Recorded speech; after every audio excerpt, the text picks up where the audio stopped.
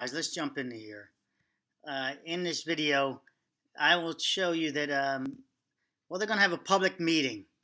But oddly, the public meeting is it's going to be on October 22nd, and it's to determine the probable cause of the March 15, 2018 pedestrian bridge. So they're going to do the public meeting as required, apparently, by what he states here within 6 minutes. So let's jump to first this is the Amtrak one. He really goes in and dives against Amtrak, said they didn't follow his recommendations, which is kind of a new data for me that shows Sumwall is, I guess, I don't know. I'd have to research that one to see how much lobbying they took place. But he's slamming here. He's slamming somebody. So who knows? It might be a surprise on this FIU bridge deal. But listen to how this will work in this public meeting that's coming up on the 22nd if they follow this format. And here we go. Listen. Will visually or electronically compellingly capture the attention of employees involved with switch operation that the FRA require railroads to develop a device or technique to eliminate the possibility of employees failing to perform critical at a restricted speed and report the switch position to the dispatcher. But instead of requiring this, the FRA proposed recommending that railroads adhere to industry best safety practices. And today, staff will propose that the board close this recommendation in an unacceptable classification. So there you see, the counter was that, and he's going at it. So it's interesting. Because the FRA did not do what we asked them to do. Last July, the Ntsb convened an investigative hearing entitled Passenger Safety on Passenger. Hold on, guys. Let me pause this just for a second. Got someone asking a question in the background. I'll come right back. Okay, so he's talking about the recommendations and how they did not like them. They said reject, basically. Here we go. Passenger railroads.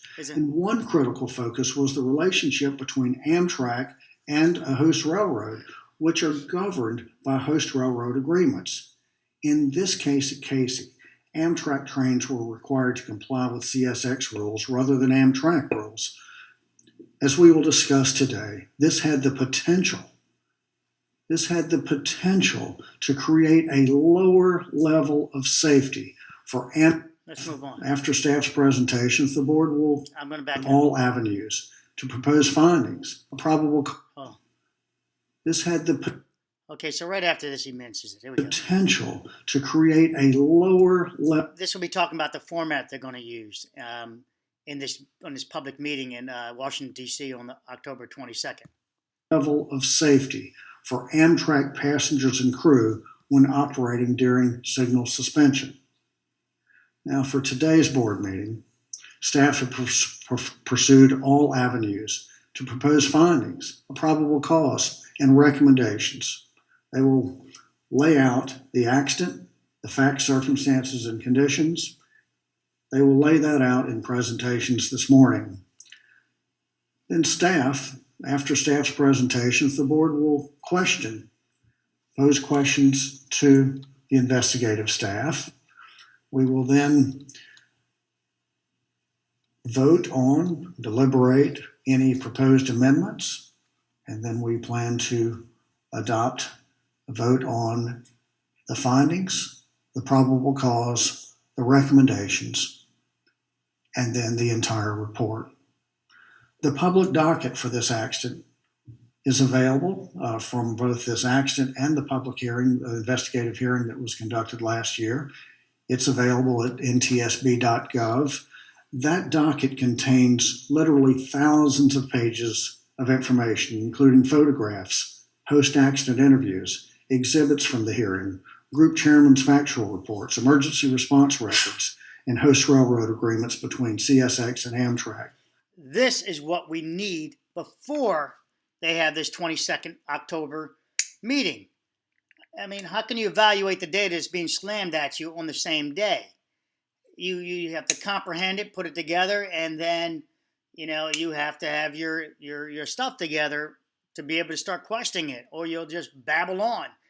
Even I would go there, and if I go to this meeting and have issues, if they just slam the data at me, I got to process it, put it in my where it belongs, see how it relates. It takes a while. They're not apparently, as of yet, they have not releasing all of the related data that they're going to be processing against in public on this date.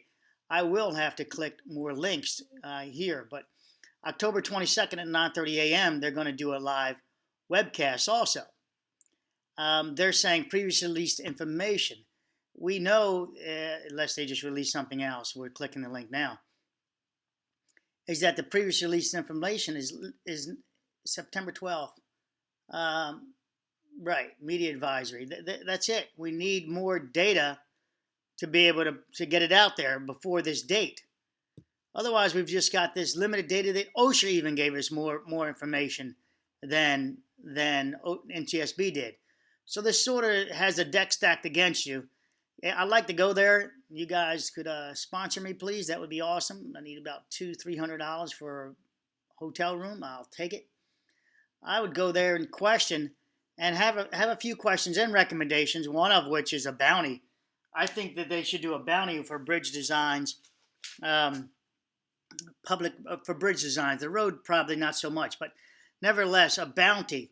So if they have a new bridge, it needs to go out public for a while and stay out there. And whenever someone finds a defect, it should be a bounty related to saying, look, I think this is a major defect that can cause the structure to fail. And this is what, and you put a price tag on it, like 10 grand, something like that. Just like they do with hacking into software. They do put bounties out there. They need to do engineering bounties on new construction, on engineering, bridges, public roadways. Here we go. It's not private, so put it public and put it out there for the bounty. But add a bounty. Just don't add it for no reason at all. Here we go. Once finalized, in about 30 days, the final report that we adopt today will also be posted on the Ntsb's webpage. So it appears following this format, so October 22nd, around the end of November, we should have a final report based on this about 30 days. Here we go. Now, Deputy Managing Director Paul Sledzik, if you'll kindly introduce the staff, and good morning. But let's go back to this where it says per public. Let me go. Watch. The main track was aligned so that the train. Good morning. Welcome to the boardroom of the National Transportation Safety Board. I'm Robert Sumwalt, and I'm honored to serve as the chairman of the Ntsb. Joining me today are my colleagues on the board, Vice Chairman Bruce Landsberg and Member Jennifer Homendy.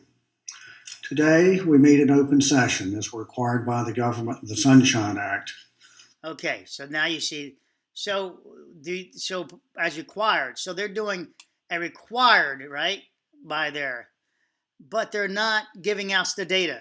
So what the heck can be really, determined from the public? So this is a stack deck, and I mean, we could troll, I could troll and ask some questions that would put them on the spot, such as, why didn't you release the photographs? Why not release the data 30 days ahead or sometime ahead? But right now they're not doing it.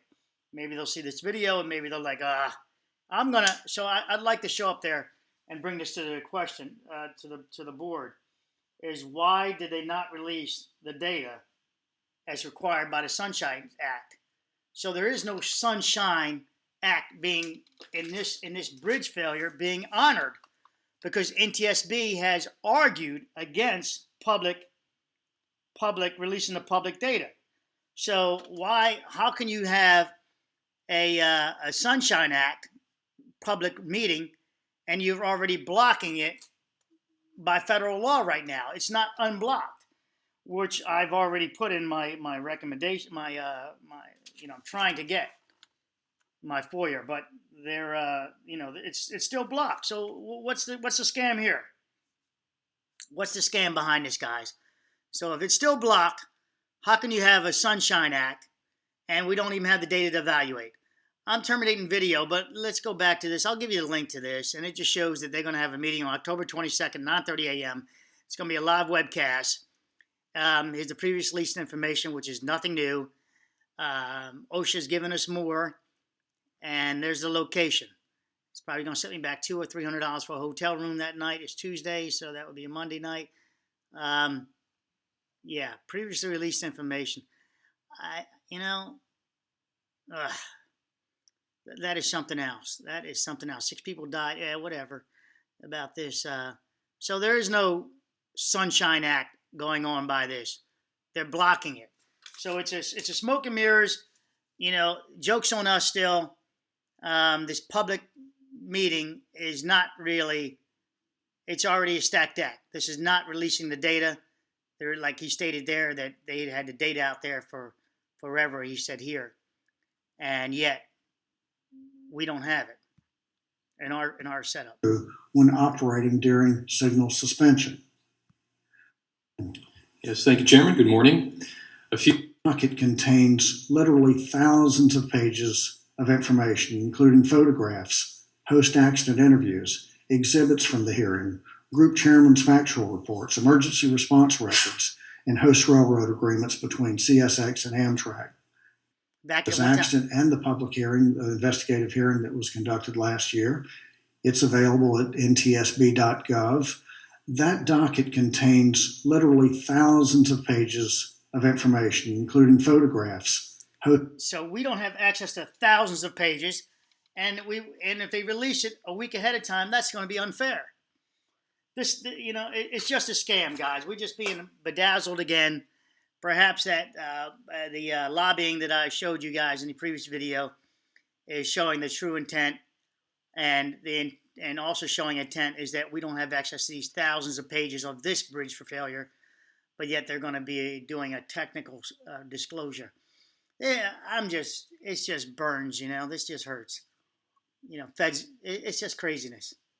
It's just craziness. FIG is still, I don't want to start cursing. You guys can take it from here.